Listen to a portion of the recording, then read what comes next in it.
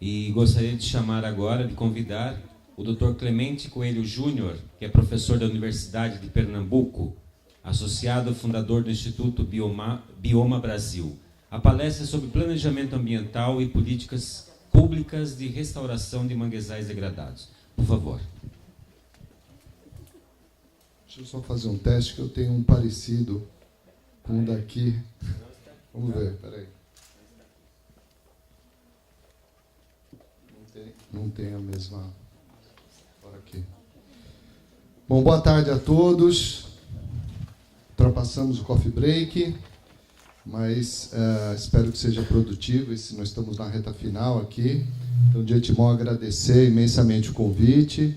É um prazer estar aqui, principalmente rever alguns colegas, Mário, Mônica, Felipe, né, que viemos do mesmo berçário, né, professor Iara, que eu encontro de ponto em ponto aqui no Brasil, conhecer Catarina, enfim, todos os meus amigos que a gente se encontra nos SOS Mata Atlântica, Keiko, né, fiquei super feliz quando soube que você veio, enfim, um agradecimento geral.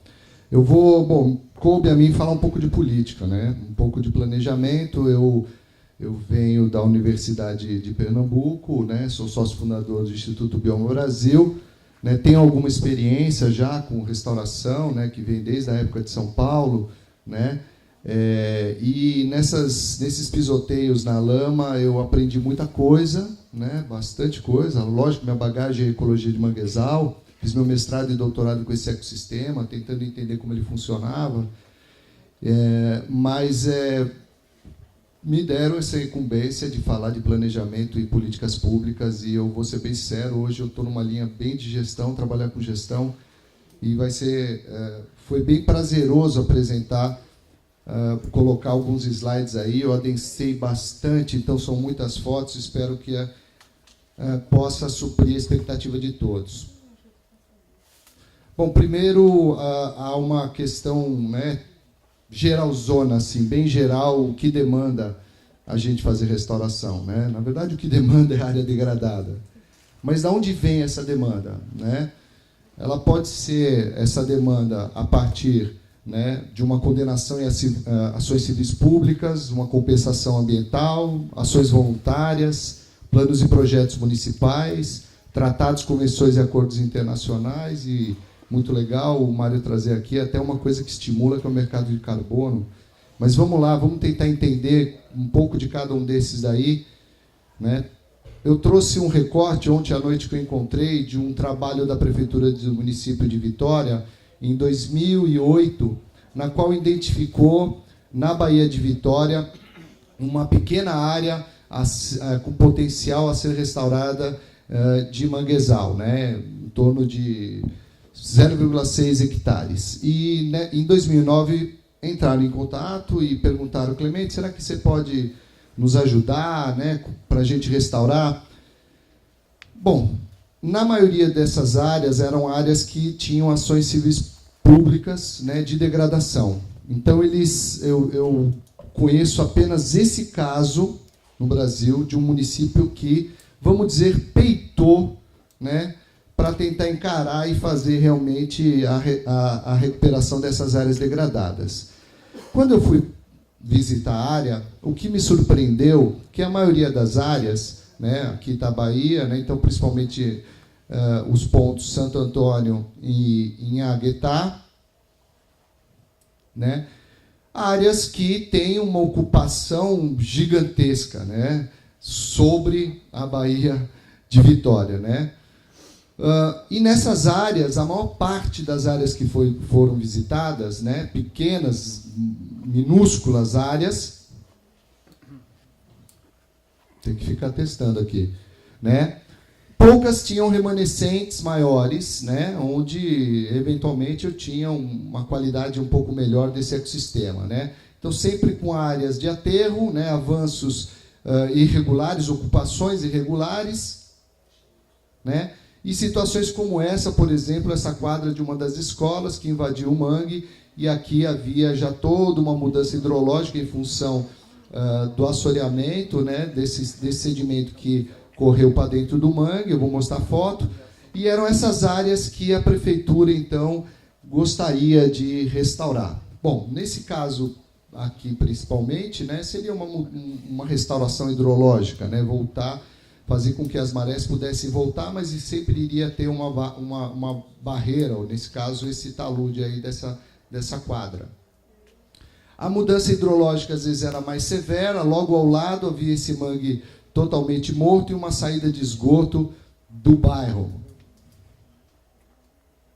Né? Aterros que ainda existiam, isso também bem próximo, né? Que haviam esses depósitos irregulares de entulhos, né? Com até uma passagem aqui, né? Um caminho que leva à Baía de Vitória, né? Para a própria comunidade chegar na Baía de Vitória.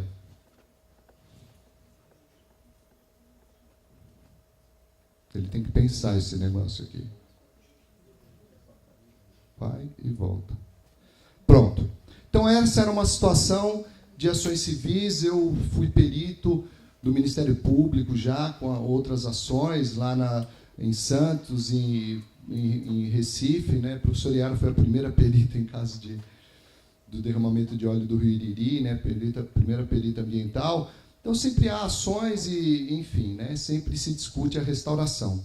A outra linha, outra demanda, que eu chamo de demanda, é a questão da compensação. Eu trago aqui o exemplo do meu estado, que é um exemplo bastante complicado. Foi um mestrado de uma aluna minha que trabalha analista ambiental do órgão ambiental do estado, do CPRH. E nós levantamos todas as leis autorizativas a partir de 1997, né? É um gatilho, infelizmente, né, do Código Florestal, que empurra, eu até comentei aqui, né, leva por uma canetada a supressão da área, desde que seja um empreendimento de utilidade pública. Então, eu gostaria de só mostrar para vocês uma realidade bem cruel. Bem complicado esse negócio, né, Mário? Quase nada. Passa, por favor. Passa para mim. Vamos. Isso, mais um. Vai passando. Eu vou falando. Vai passando. Vai lá. Opa, volta. Você está mais rápido que o meu. Isso. Desde 97, o total de 601 hectares de autorização para supressão. Praticamente 60% já foi suprimido. E o que destaca aqui, uma lei de 2014 com pedido de 402,67 hectares. Quanto por cento foi compensado de tudo isso até esse dado coletado de 2014? 0%. 0%. Não, professor, eu vi que SUAP vai compensar essa área com criação de unidades de conservação. Então, a perda dos serviços do ecossistema que foi suprimido não vai ser compensado de fato, mas esse gatilho, infelizmente, é real. Próximo. E está aqui a realidade, na gestão de Eduardo Campo, 2007 a 2014, ele é responsável... Oi? Que Deus o tenha. E ele continua elegendo gente lá. Pernambuco, né? 86,90% foi o uso, então, com canetada do ex-governador Eduardo Campos. Próximo. Existem as ações voluntárias, né? E aqui eu trago um exemplo do Mangrove Action Project, que é parceiro do Instituto Bioma Brasil, num trabalho com formação de professores aqui no Brasil, chamado Guia Maravilhosos Manguezais do Brasil, e que prestou esses slides, né, mostrando uma atividade, né, realizada por integrantes do Mangrove Action Project com a comunidade local. Bom, esse daqui é o primeiro gancho que eu queria dar para vocês em relação ao que a escola que eu pertenço com restauração, que é a restauração hidrológica. Nós trabalhamos com um ecossistema altamente resiliente, capaz de se regenerar, se recompor naturalmente. Todos aqui, praticamente todos aqui, apresentaram informação dizendo: olha, essa área está se recompondo, olha essa aqui, está se recompondo naturalmente, olha essa aqui, está se recompondo naturalmente. Praticamente todos aqui. E o mais surpreendente, eu fiz uma conta muito rápida, que aqui em Guapimirim, o trabalho com restauração de plantio representa apenas 3%, pelo que eu entendi. 3%. O restante é regeneração natural. Então, o ecossistema está respondendo naturalmente às indas e vindas das marés, que é o mecanismo de manutenção desse ambiente. E aqui, por exemplo, o Mangrove Action Project ensinou a comunidade a restaurar hidrologicamente. Próximo. A construir canais. Próximo. Próximo. Esse é um exemplo muito recente, de 2015, uma luta muito grande lá na Guatemala para salvar um rio chamado Madre Vieja. Esse rio foi construído um imenso talude, uma barragem, para poder captar água para uma cultura que eu agora não me recordo. E o manguezal começou a sentir esse tensor, a presença desse tensor, e começou, então, a definhar. O que foi feito? Que a comunidade, com a ajuda da rede manglar, simplesmente meteu a mão na enxada e derrubou esse talude. Próximo. Então, restauração hidrológica feita pela comunidade. Próximo. Agora, passando por uma nova demanda, aquela que tem que partir dos gestores locais. Existem várias, e eu talvez passaria os 30 minutos aí que me deram falando sobre isso, mas eu vou pegar uma citação apenas de uma que é um estímulo a partir da Lei da Mata Atlântica, né, estimulando os municípios a criarem seus planos municipais da Mata Atlântica, que a base dele, né, Keiko, é restauração. Se os municípios tivessem um mínimo de organização e gestão ambiental, nós estávamos muito bem em termos de restauração de manguezal. Isso, vamos falar aí de resíduos sólidos, saneamento básico. Os municípios não conseguem recursos porque não têm gestão ambiental, são incapazes de criar seus planos de resíduos sólidos, certo? Incapazes porque não têm capacidade técnica e nem equipe e nem interesse político com questão dos resíduos sólidos, saneamento básico, e a gente vem com uma ideia de, olha, existe um plano municipal da Mata Atlântica que pode criar próximo um fundo, né? E você estando preparado, o teu município, eu vou conseguir recursos para recuperar o próprio município. Então, eu trago apenas um exemplo de que a má gestão municipal é a causa da gente não estar ampliando os processos, os trabalhos, os projetos de restauração ecológica. Próximo. O outro vem com, vamos dizer, o compromisso do Brasil, e aí trago apenas esse também, existem vários outros, o compromisso do país com relação aos tratados, convenções, e aí vai. Nós assinamos em 1992 a Convenção da Biodiversidade, né? E através do protocolo de Aichi, está bem estampado que nós temos responsabilidade pela proteção, conservação dos ecossistemas, mas também restaurar, o compromisso de restaurar esses ecossistemas. E a gente tem que fazer e levantar isso, essa bandeira, dizendo, nossa unidade de conservação está fazendo isso, ela está cumprindo um papel que é assumido pelo governo federal perante outros países que assinou o protocolo, a Convenção da Biodiversidade e o Protocolo de Aichi. Próximo. Lembrando que quando a gente fala em restauração é devolver, né, os serviços ecossistêmicos perdidos. E foi colocado até pelo Mário aqui com relação ao aprisionamento de carbono, muito bem colocado, que nós temos um ecossistema que é um grande parceiro no combate ao aquecimento global, porque ele tem essa capacidade incrível de aprisionar carbono, né, principalmente no sedimento. Próximo. Há, por exemplo, outros, e aí, enfim, foi muito recente, o Brasil ratificou o Acordo de Paris, né, com um compromisso de restaurar 12 milhões de hectares. Na verdade, o Brasil foi lá, apresentou uma proposta, aceitaram, mas... E aí? Quando que vai sair do papel? Porque tem que ter recurso para sair do papel isso daí. Trazer dinheiro para projetos de restauração. Próximo.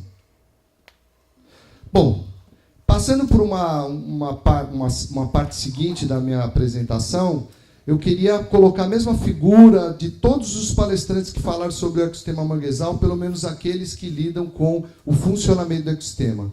É importante conhecer o funcionamento do ecossistema. É uma figura talvez um pouco mais complexa do que a professora Yara apresentou, que é da assinatura energética, que são os mesmos compartimentos de energia que subsidiam a paisagem, lapidando ela em escala de milhares e milhões de anos. Mas são essas mesmas energias subsidiárias lapidam o meu ambiente, criando os gradientes ambientais e a zonação do mangue. E é exatamente nessa interface de transição com a terra firme e na outra, que com transição ao estuário, que a gente encontra as áreas mais sensíveis.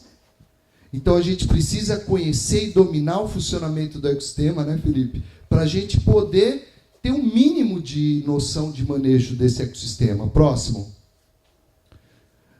Bom, e aí, só para figurar aqui, né, lugares onde eu tenho uma drenagem muito grande, próximo, vai clicando uma e duas. Uma floresta de restinga empresta uma quantidade muito grande de água doce, então eu vou ter um manguezal não muito desenvolvido, como disse a professora, bem lembrado pela professora Yara, um cajueiro, são risóforas mangles, é um bosque totalmente dominado por risófora, tanto na franja quanto na bacia, né, lá em Cananéia. Então, essa água doce empresta, né, diminui a salinidade e favorece também um pouco o empréstimo de nutrientes e favorece o crescimento, mas num limite desse bosque. Então, eu preciso conhecer a floresta para eu poder manejar áreas vizinhas. Próximo. Ou, no caso de déficit hídrico, eu tenho menor quantidade de água doce e na parte de transição com a terra firme eu posso encontrar as planícies salgadas, os apicuns. Eu já vi, chegando salinidades acima de 100. Já vi projetos de compensação em fazendas de camarão que tentaram plantar risófora mangle, que tolera no máximo 45 de salinidade, o oceano tem 35, plantaram risófora e o órgão ambiental falou que estava tudo certo. Próximo. Dominar um pouco, então, qual é o fator que prejudica o mangue? Esse é uma figura clássica, né, para quem estuda um pouco de manguezal, de Ariel Lugo, né, que mostra a atuação dos tensores, né, vamos dizer assim, no fluxo de energia, no metabolismo do ecossistema. Então, o ponto de tensor que causa mais impacto é aquele que tira todas as energias que impulsionam o funcionamento do ecossistema.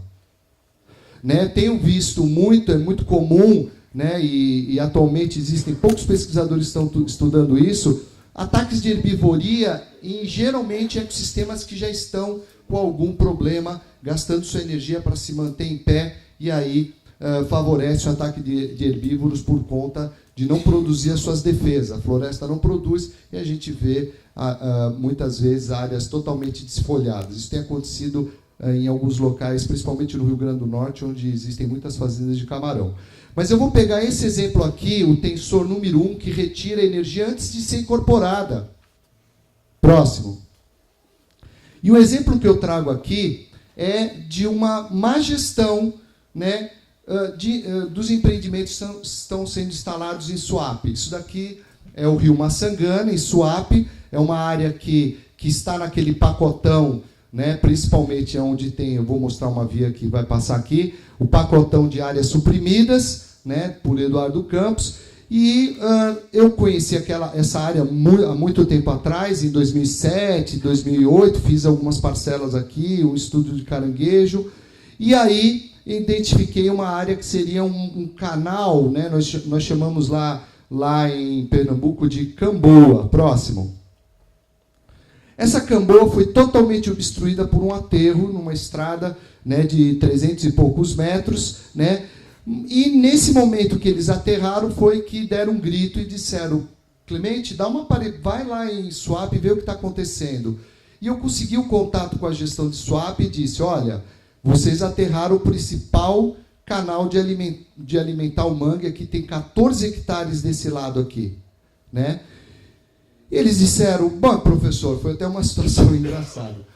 Eles pediram uma reunião e nessa reunião disseram: professor, o problema é água nesse mangue? eu fiquei calado, né? Assim, é um problema de água, né? Tentando ver. Então, professor, e se a gente colocar uma bomba aqui, bombeando água para o outro lado? Eu falei, fiz bem assim, do jeito que eu estou falando para vocês, fiz assim. Para ver onde ia. Aí falou, mas é o ir e vir. A gente bombeia também para esse lado aqui.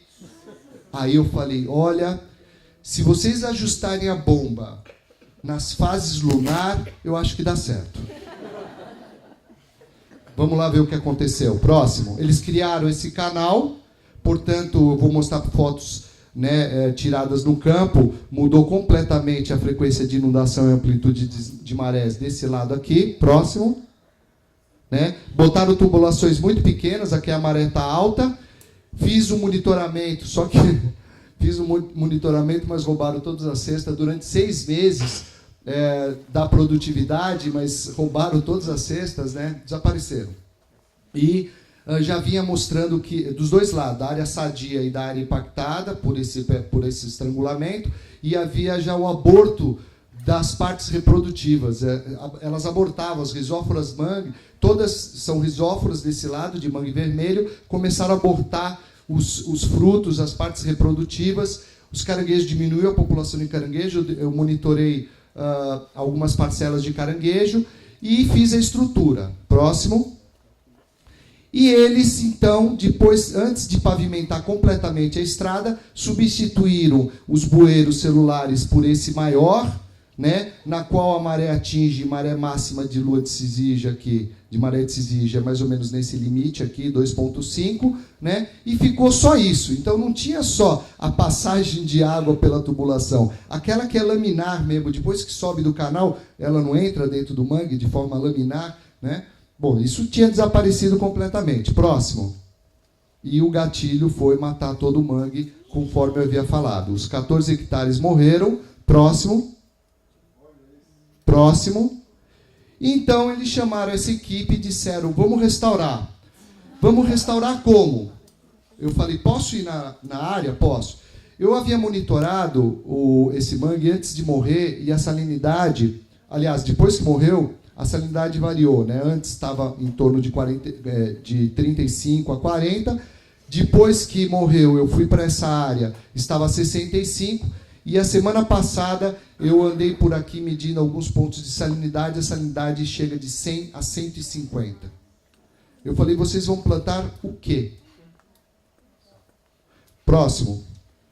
Eu havia feito um estudo, esses são os 14 hectares, a estrada até bem aqui, um estudo do delta de maré. Aqui passa exatamente o canal, né? O estrangulamento ficou desse lado aqui, a tubulação, e aqui fica o canal. Então, eu tenho um trecho muito pequeno, mais frequentemente inundado. As cotas são cotas DHN, né? IBGE, desculpa. E aqui eu tenho uma cota aqui de 1,4, né? Eu chutei aqui, vamos botar 1,4 mesmo? Então, uma área muito pequena, que equivale 30% desses 14 hectares. Então, essa área mais frequentemente inundada, talvez tenha uma pequena chance de se restaurar. Eu garanto para vocês que não vamos mais ver a floresta de risófora aí como era antes. Próximo. Outro caso de intervenção hidrológica foi no aterro, na terraplenagem para a construção da refinaria. Né? Esse é um mangue bem pequeno do rio Tatuoca, que é um dos rios que formavam um complexo estuarino entre o Maçangana, o Tatuoca e o Pojuca. Exatamente essa área toda que vai ser transformada para o porto de Suape. Eu já tinha lido o EIA-RIMA bastante, e no EIA-RIMA nada falava sobre a lama que iria descer via drenagem pela bacia do Tatuoca durante a terraplenagem. Absolutamente nenhum apontamento. Foi feito o EIA-RIMA foi feito pelo Departamento de Oceanografia da Federal. Absolutamente nada. E aí o que aconteceu? Próximo. Tiveram que fazer um dique. Esse é o rio Tatuoca, claro, totalmente descaracterizado. Teve que se fazer um dique. Próximo. E em secadeiras para salvar o manguezal. Então houve uma intervenção antes do impacto. Então, essa foi a manobra feita pela Petrobras na época, em 2008. Próximo. Bom, resumindo aqui, o que eu tenho é que sistemas onde ocorrem distúrbios naturais, eu posso ter, como vocês percebem já aqui em Guapimirim, uma recomposição das áreas. Com relação à poluição, a manutenção das marés pode levar a uma restauração, mas muitas vezes uma diminuição da estrutura, ou no caso, se for falar de ecossistema, a ausência de uma parte da fauna associada. Mas, principalmente, as mudanças hidrológicas são as mais impactantes. Jamais a gente vai ver aquela floresta, no processo de sucessão, ela retornar. Se eu realmente criar uma barreira grande para a maré, eu vou matar aquele mangue. Se eu estrangular, como aconteceu lá em Suape, possivelmente eu vou ter algum bosque de mangue naquela mancha que eu fiz do delta de maré, né, chutado ali, só para ter uma ideia de quanto que seria. Próximo. Há métodos descritos desde 2001 por Robert Lewis, talvez um dos maiores especialistas de restauração ecológica, que é o plantio direto, como foi falado aqui, a restauração hidrológica com ou sem plantio, e a escavação, o preenchimento. Vamos ver isso daí. Próximo. O trabalho de André Rovai, eu citei ele aqui em 2012, foi a dissertação de mestrado dele lá na Universidade Federal de Santa Catarina. Próximo. Levantou 23 trabalhos publicados em revistas, periódicos, dissertações e teses, né, identificando 106 parcelas de monitoramento de projetos de restauração. O que se observou nesse trabalho, próximo, foi principalmente o uso, claro, 100% desses trabalhos, as 106 parcelas, elas utilizam o plantio direto, né? Seja através de propágulos de Rhizophyra plântulas ou transplante. E o que se observa que a taxa de mortalidade é razoável desses trabalhos, ele chega a ser uma taxa alta quando comparado a trabalhos de restauração hidrológica num processo de sucessão natural, né? O que se viu também nesses 23 trabalhos levantados por Rovai em 2012, que está no prelo ainda, né, foi de que o tempo de monitoramento é muito pequeno. E aqui eu vou fazer rapidamente um discurso político. Acho que deve ter outras pessoas de órgãos ambientais, né, que licenciam, que recebem os relatórios de monitoramento, e eu tive uma experiência de 10 anos com relatório de monitoramento no DPRN de São Paulo, foram 10 relatórios entregues no DPRN, e eu sofri muito com esses relatórios, porque alguém que sai da academia sempre quer dar uma florida, né? Quer trazer estatística, quer trazer as referências bibliográficas, e muitas vezes quem está recebendo esse relatório talvez não tenha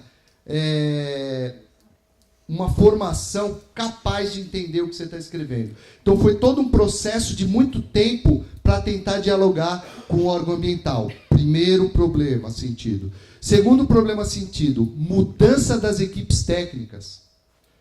10 anos de monitoramento a cada 2 meses, vocês imaginam o que gerou de relatório. Quando chegava o relatório, uma equipe nova, eles perguntavam tudo do ano anterior. E quando chegava para o Ministério Público questionava. E foram 10 anos de sacrifício. Terceiro, não existia na época um protocolo. Quem que perguntou sobre o protocolo aqui? Não existia, Henrique, um protocolo. É importantíssimo que os órgãos ambientais tenham esse protocolo. E mais do que isso, tenham principalmente um horizonte muito maior do que poucos meses, 1 ou 2 anos. Nós estamos mostrando aí imagens, como mostrar imagens satélites de, sei lá, né, um levantamento de 5 anos, comparando as imagens de satélite, 10 anos, e vendo a evolução do mangue. E nós estamos entregando relatórios de 1 ano, querendo mostrar que aquela área se restaurou. É um problema isso. Próximo. Só para ter uma ideia, regeneração natural, recomposição de salinas feito pelo Armando Reis Neto, o trabalho dele. Próximo. Né? 97, então em verde, e próximo, 2009. Né? Um trabalho utilizando imagem de satélite, mais uma vez mostrando que, abandonadas as salinas, devolvendo as marés, não houve intervenção mecânica nenhuma para restaurar hidrologicamente. O manguezal fez esse papel de lapidar, exatamente, lapidar a planície e aí distribuir essa frequência de inundação. E aí, tendo um aporte de propágulos natural, veio a colonizar toda essa área no Rio Ceará. Próximo. Dá um toque aí, rapidinho. Eu sempre pego esses slides de Jeová Meirelles, já faz um tempo. Jeová foi orientador de Armando. Dá um toque aí. Veja, vai. Isso. Pronto. Né? Uma área abandonada de camarão e que naturalmente vem acompanhando. Isso é a coisa mais comum no Ceará, Rio Grande do Norte, lá em Pernambuco. Conheço áreas de antigos tanques de peixe, que hoje são manguezais, né? Que naturalmente os taludes foram erodidos pelas marés e acaba que o manguezal entra nessas áreas. Daqui era um tanque de camarão. Próximo. Próximo, pode pular isso aí. Essa área aqui é uma área da TDR Norte, que eles fizeram uma estrada altíssima. Todo esse talude aqui, mostrando um pouco de... Teve revegetação aqui, né, para tentar conter, mas antes disso, essa lama toda desceu para o manguezal, houve um impacto forte. Rio Tabatinga, próximo. Né?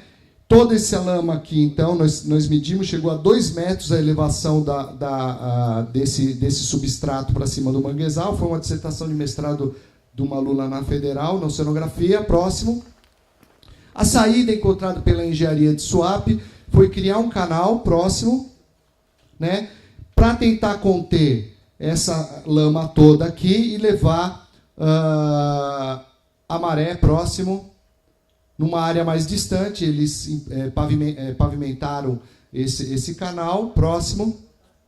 E aí, próximo, hoje você vê ele começou a se recuperar aos pouquinhos. Na verdade, foi muito mais em termos de proteger o que estava ali, ainda que tivesse sido impactado pela construção da estrada, do que propriamente fazer a restauração de uma área que tivesse sido detonada. Próximo.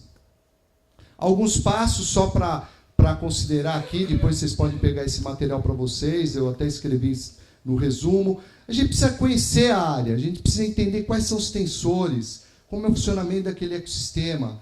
Acima de tudo, é importante conversar com a população local, mas também com os acadêmicos, para se ter uma ideia como que é aquele ambiente. Né? Próximo. Analisar o hidrodinamismo, e nem sempre a gente tem condição de fazer o que eu fiz, uma imagem através do delta de maré, ou levando a topografia para ver onde é o canal. Hoje, o Mangrove Action Project está fazendo medidas de topografia em campo através de um método que se utiliza para assentar piso no banheiro. Ponderando essa comunidade, fazendo tal vasos comunicantes. É muito legal, quem quiser depois eu mando, tenho a cartilha do Mangrove Action Project, mostra direitinho as pessoas, né, fazendo sozinha, levantando perfis topográficos através de estudos com vasos comunicantes, sem usar tanta tecnologia. Né? Conhecer, já foi falado muito aqui, bastante sobre as condições do ambiente, nas condições edáficas e tudo mais. Próximo. Analisar as características climáticas, né, dando atenção para a ocorrência de eventos episódicos. Tonhela falou bem isso daí hoje. Criar um protocolo de monitoramento, como eu falei, é extremamente importante. Deveria partir do órgão gestor para a gente. Próximo. E aí, para finalizar, um resumo de 5 lições de um pesquisador chamado Gilberto Sintron. Melhor conservar do que restaurar. Restauração requer devolver as condições antecedentes, hidrologia, topografia. Preferir a dependência de processos naturais. Imprescindível considerar a heterogeneidade e diversidade da paisagem. Restauração tem dimensão social. Não há restauração efetiva sem participação e comprometimento social. Próximo. Deixo aí meu e-mail e quem quiser visitar a página do Facebook está aí. Obrigado. Alô, alô, obrigado, doutor Clemente. Eu abro nesse momento um espaço de 20 minutos para questionamentos aos palestrantes do período da tarde, tá bem? Fique à vontade.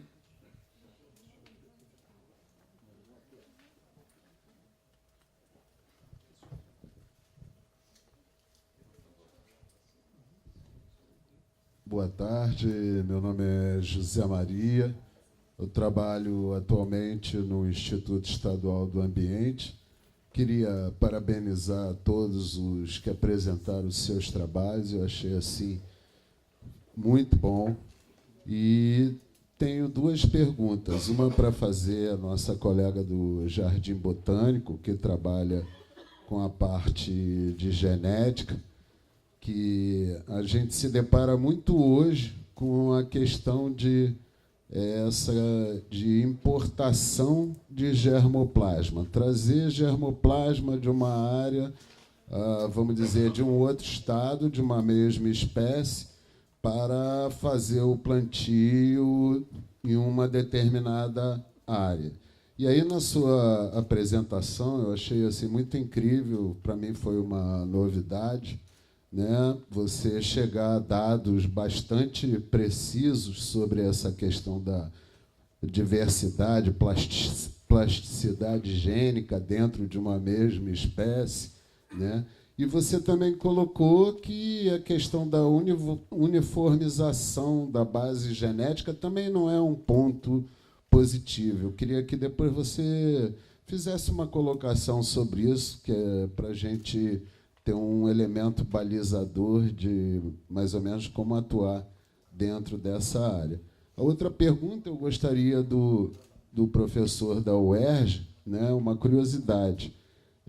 Na apresentação dele, ele colocou aqui, nos mangues, a maior parte de carbono fixado fica na parte subterrânea, se foi isso que eu entendi.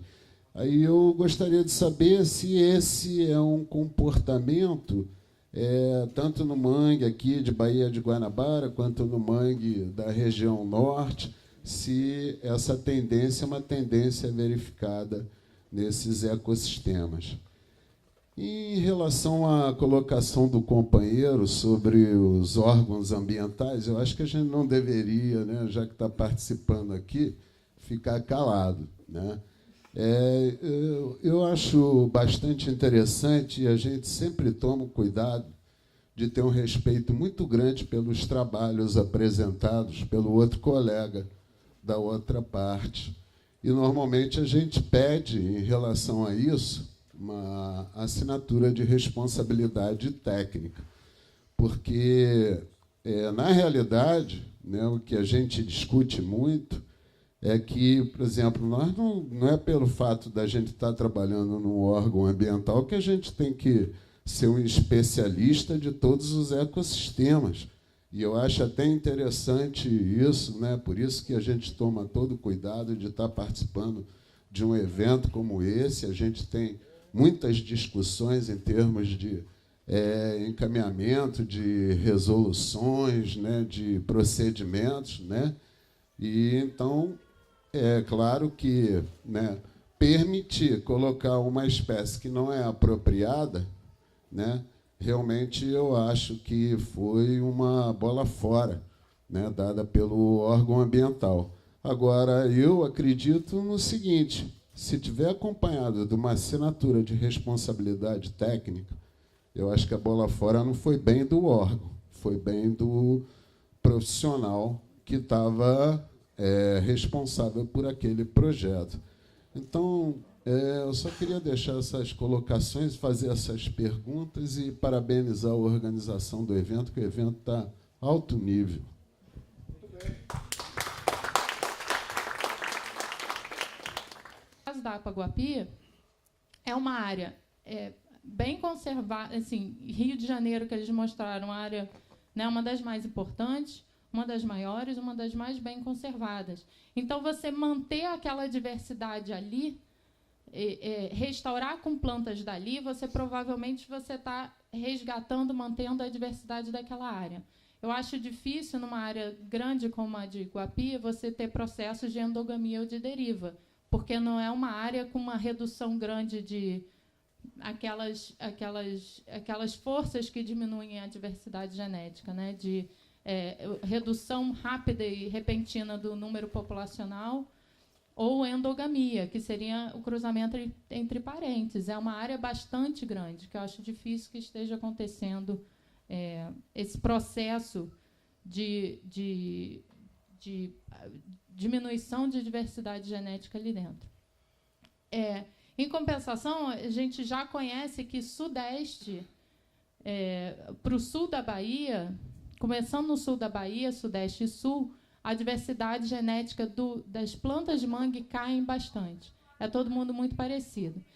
Então, assim, o que eu vi aqui, o que eu mostrei para vocês aqui, das 3 populações, que elas estão diferenciadas, provavelmente, se eu colocar Recife, se eu colocar lá do norte, nordeste, até na Bahia, essas 3 vão estar bem parecidas entre si, e as outras vão estar mais diferenciadas, porque a gente sabe que a diversidade do manguezal está maior nas menores latitudes, né?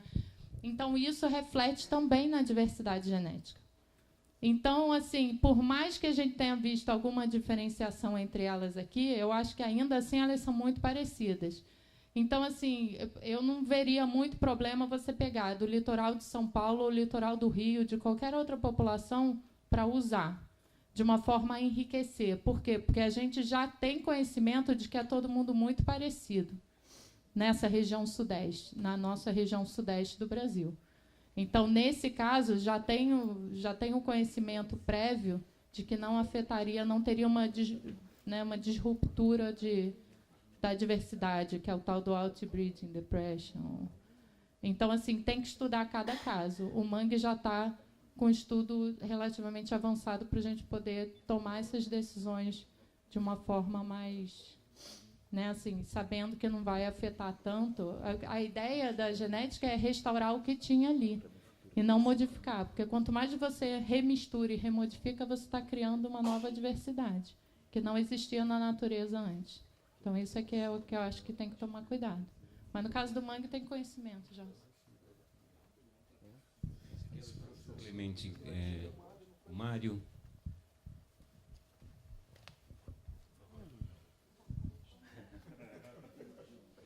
O teu nome é? Desculpa. Zé Maria. Como em grosso modo, né, os dados que eu não apresentei os dados só naquele modelo de Guaratiba que tinha os dados de raízes, né? Mas a gente tem dados para o Brasil todo. Grosso modo, o que você tem de carbono acima, você tem abaixo na biomassa. E, além disso, você ainda tem no sedimento.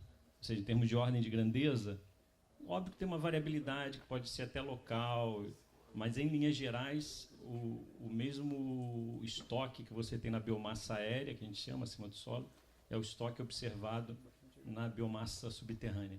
E ainda tem o sedimento. Por isso, quando você joga por área, ele tem aquele pico de carbono quando comparado com os outros tipos florestais terrestres. Mário, se comparar com o Cerrado, a parte abaixo da linha, dá para fazer um tipo de comparação dessa? Vocês já ajudaram alguma coisa assim? Dá, essa é uma boa pergunta. Quem trabalha com o Cerrado com isso é o Wellington, e realmente o Cerrado também tem, o DELITE da USP, né? O Cerrado também tem um compartimento extremamente elevado na biomassa subterrânea. Eu não cheguei a pegar para fazer essa comparação, até porque o gráfico que eu mostrei é o gráfico do trabalho internacional que eles usaram grandes tipos florestais, né? Boreal, temperado e tal. Mas pode ser que a gente se surpreenda também com um estoque interessante. Mais alguém? Dr. Clemente.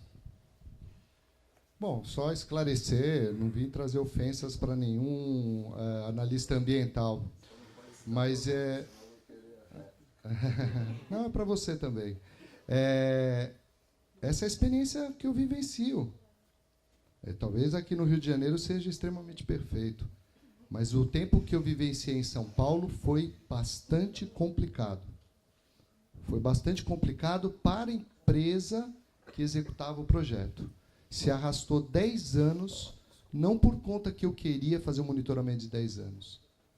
Foi porque o órgão ambiental, pela quantidade de trocas de equipe e principalmente de coordenação, levaram ao Ministério Público diversos questionamentos. E, por incrível que pareça, durante esses 10 anos passaram 3 promotores. No 7º relatório, eu entreguei um documento de 150 páginas, ou seja, uma tese, chamado Memorial Descritivo do Projeto PRAD número não sei o quê, não sei o quê, não sei o quê. Porque toda vez que batia no órgão e mudava a equipe, vinham os questionamentos. Isso foi no passado. Tenho conversado com alguns amigos, parece que a coisa também não está bom lá. Falo de São Paulo, porque eu sou de lá e vivenciei. E falo do meu estado, agora que eu moro há 15 anos, na qual a última exigência dada do ano passado para cá é que, para você assinar um RT, você tem que ter, no seu memorial técnico, pelo menos uma expertise de 10 anos e 3 projetos, ou ser engenheiro florestal. Pelo amor de Deus, engenheiros florestais. Pelo amor de Deus. E isso está acontecendo lá.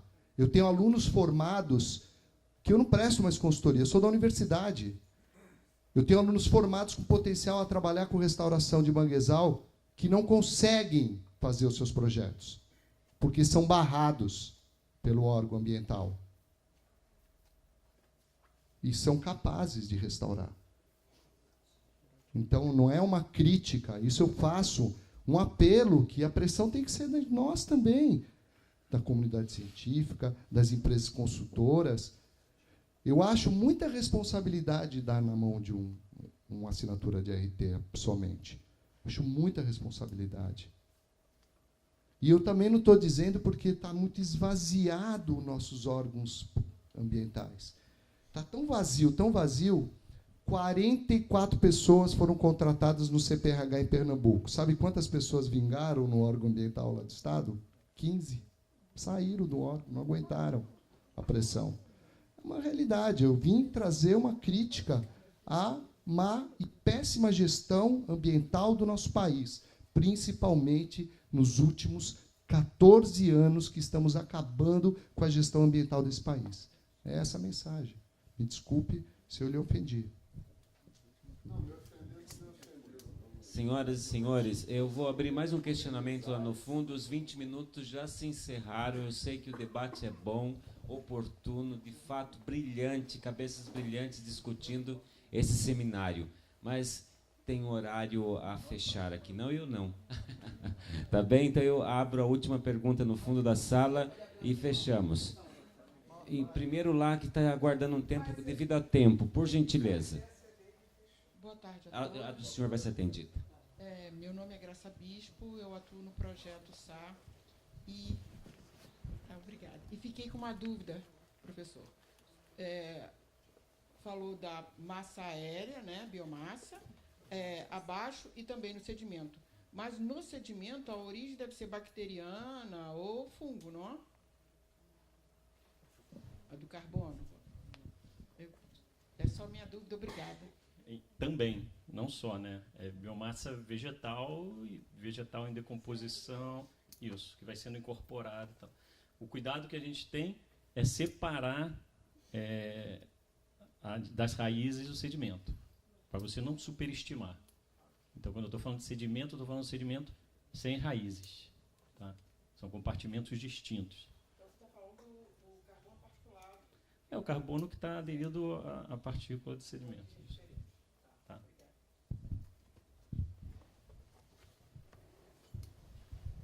Deixa eu lembrar a todos, primeiro, que eu sou um pescador artesanal, tá? Então, não tenho nenhum compromisso técnico no que eu vou perguntar. Para o professor Mário, para a professora Catarina, vai quase a mesma pergunta. Em relação lá, os números que dá diferente, a menos na Baía de Guanabara, que na APA de Guapimirim, para a Baía de Sepetiba, não tem a ver com a idade do manguezal em si, que dentro da APA de Guapimirim, quase 50% ou mais de 50% desse manguezal tem a idade da unidade de conservação, porque ele foi todo dizimado há 32 anos atrás. Pode ter alguma relação. E essa igualdade de gene lá da planta também pode ter sido de ser a terceira geração dessas plantas que estão aqui na APA de Guapimirim. Pode ser também, né, professora? E o professor Clemente, o que acontece lá no Nordeste, hoje aqui na APA de Guapimirim, essa resiliência do manguezal aqui não supera as plantas oportunistas, que são oportunistas, porque há 60 anos atrás, antes de ser dizimada a APA de Guapimirim e ter essa evolução nas áreas que não existiam essas plantas oportunistas, elas estão lá, essas oportunistas. Então, não foi a resiliência do manguezal que conseguiu superar. Então, existe a necessidade de uma ação antrópica do homem para poder recuperar essas áreas de mangue. E vocês pudessem me responder. Isso aí, Malafaia. É isso aí. Foi mais ou menos o que eu tentei lá. Talvez não tenha sido claro. A importância da criação da unidade de conservação. Não só para estancar o processo, como para reverter o processo. E, num primeiro momento, de uma forma natural. Mas eu desconfio, e só aprofundando um pouco mais a nossa análise, a gente vai poder chegar a isso, é que, por isso que eu botei Guaratiba, né, porque teoricamente está na mesma região, quando tu compara o Brasil, né, óbvio que tem particularidades, diferenças de lugares, Guaratiba e Baía de Guanabara, para mostrar isso, que na mesma região a gente tem um estoque em Guaratiba que é menos alterado, compatível com o que é esperado. E na Baía de Guanabara não, que pode ser pelo fato desse processo ainda estar em curso, né, o manguezal se recuperando, mas também aí entra outra questão que a gente tem que analisar ainda com mais calma, mas também a falha nesse processo de recuperação, que aí você também acabou de citar na tua outra pergunta, que pode ser por essa falha através da entrada de que você chamou de oportunistas, né? Ou seja, samambaia, o algodoeiro. Exatamente. Então, a gente não sabe ainda com certeza, apesar dos dados temporais mostrarem que esse processo está avançando, a gente não sabe com certeza se vai se atingir o que seria esperado, digamos assim, para a região. Ou se pode ser atingido esse nível através de intervenções de restauração e tal. Eu acho que esse caminho a gente ainda tem que trilhar. Mas, em parte, é isso, por causa do processo de regeneração. Deixa eu só complementar para não atrapalhar depois. Se você pegar só os pontos amostrais da parte melhor do mangue, lá dentro, no meio da estação, ou em áreas da APA, vai dar os 80 e poucos, que é o máximo que você apresentou? É isso ou não? De cabeça já não me lembro. Entendeu a pergunta? Entendi a pergunta. Porque você, no fim, você faz meio que uma média, né? Você na verdade, a gente está falando pontos diferentes, da APA e da ESEC de uma forma geral. Depois, no segundo slide, eu separo a APA da ESEC. Naquele segundo você mostra mínimos, médios e máximos. Mas certamente vai se aproximar e a gente vai ter a atenuação desse efeito das invasoras. Porque nessa área você tem menos algodoeiro e menos acróstico, que estão nas áreas de trás, que são as áreas onde estão ocorrendo principalmente os processos de restauração. Só esses pontos atrás vai dar lá os 88, 90. Ou seja, vai estar numa situação melhor, sem dúvida. Completando. Alô? Oi? Oi, tudo bem? Oi.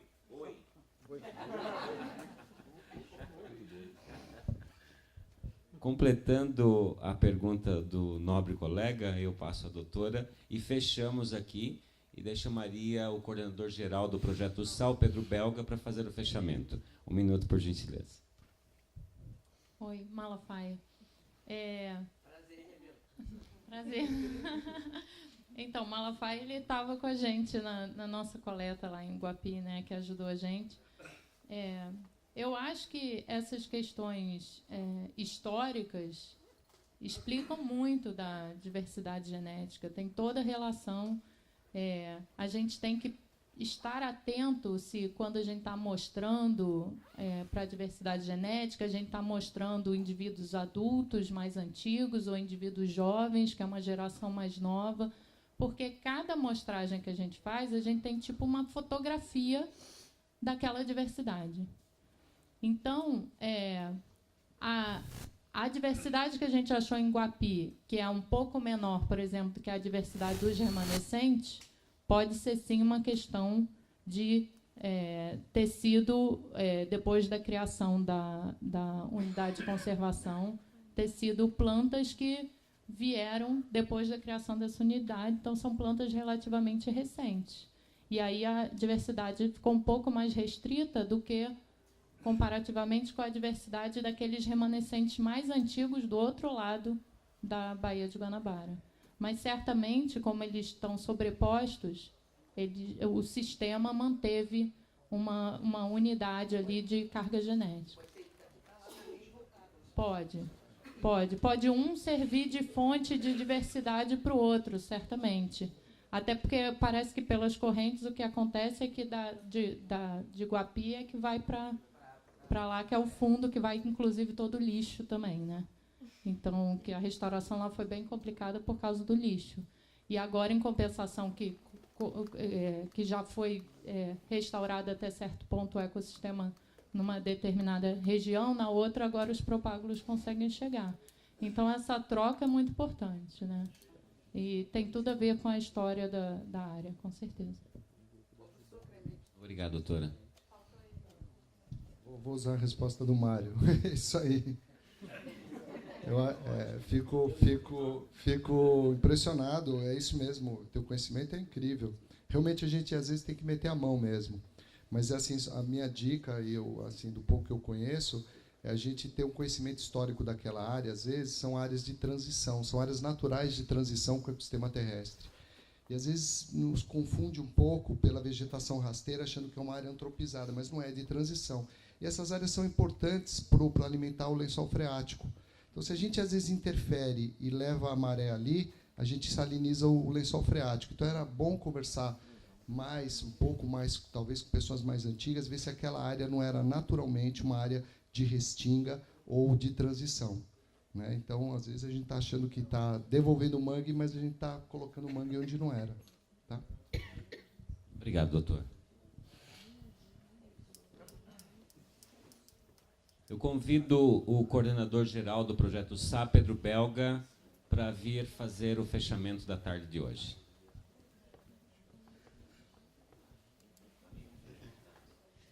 Bom, é muito satisfatório ver, né, o desfecho desse dia. Como eu falei no início, isso começou numa conversa na APA de Guapimirim há 2 anos atrás, e ver o resultado, auditório cheio num dia chuvoso, realmente é muita satisfação. Eu gostaria de agradecer demais, mais uma vez, aos palestrantes que prontamente atenderam o nosso chamado.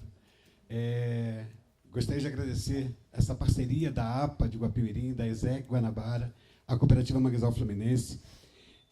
Gostaria de dizer, né, principalmente para vocês, que hoje está sendo construída uma rede, né, uma rede que começa em Florianópolis, com a Estação Ecológica de Carijós, que passa pelo Rio de Janeiro, todo esse trabalho está sendo feito aqui, que já está chegando em Ubatuba e Caraguatatuba.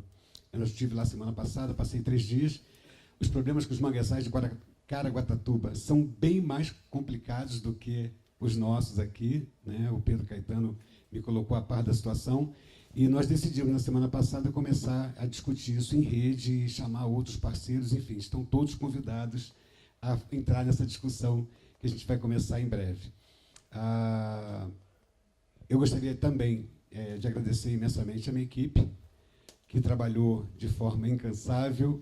Ontem fomos até tarde para deixar tudo pronto, e dizer, espero que vocês estejam realmente levando para casa uma boa discussão, bons resultados, enfim, boas reflexões, porque de todos nós, né, desse resultado, os manguezais dependem realmente, não só os manguezais, mas principalmente esse que nós atuamos, depende muito de tudo isso, de toda essa discussão, e que mais pessoas, mais instituições, mais projetos coloquem em prática essa discussão. A discussão é muito boa, mas ela precisa ir para a prática, como diz o Malafaia. Malafaia, obrigado pela sua intervenção, né? Eu digo que o Malafaia é o pescador mais biólogo que eu conheço, né? Tenho aprendido muito com ele. Enfim, realmente fechar. Eu queria fazer uma colocação. Na primeira etapa, no primeiro contrato do Projeto Sá, a gente começou um trabalho que foi em parceria com o SEMPES, e nós realizamos um trabalho que foi espelho com o que o SEMPES fazia no lado oeste da Guanabara, e nós fizemos no lado leste. Eu queria agradecer a presença do Jorge Paz aqui, que veio, né, começou esse trabalho com a gente lá, nos orientou no início, enfim. Queria agradecer a Petrobras, né? Como eu falei no início também, ninguém é uma ilha, mas não adiantaria ter toda essa parceria se a gente não tivesse como investir, como pagar os profissionais, como fazer todo esse custo, e a Petrobras nos proporciona isso. né? Nós já deixamos aí um bom tempo uma rede de reciclagem funcionando, com 8 cooperativas, 2 galpões que são referências no estado do Rio de Janeiro, e partimos para essa nova luta que é mais acadêmica, mais técnica, e graças a esse patrocínio a gente tem conseguido realizar esse trabalho. Agradeço mais uma vez a Petrobras pela parceria, né? Como eu sempre digo, não é mais uma patrocinadora, é uma parceira nossa, e agradecer a vocês todos. Espero que todos tenham um ótimo retorno, que tenham realmente levando bastante conhecimento, e convidar a todos para tomarmos um chá das 5 aqui, para encerrarmos. Muito obrigado pela presença de todos. Parabéns para todos nós.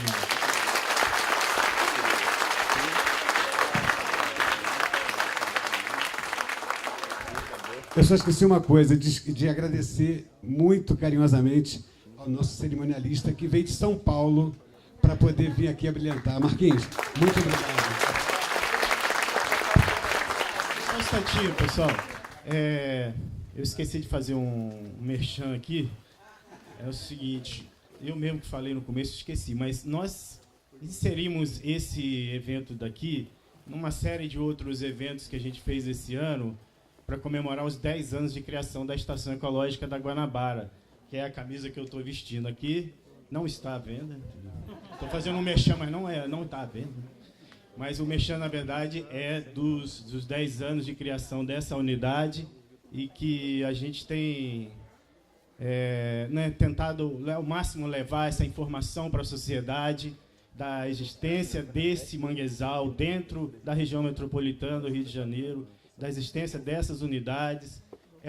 A Estação Ecológica é uma unidade 100% de mangue, isso não é uma figura de linguagem, ela realmente tem 2.000 hectares e 2.000 hectares de mangue.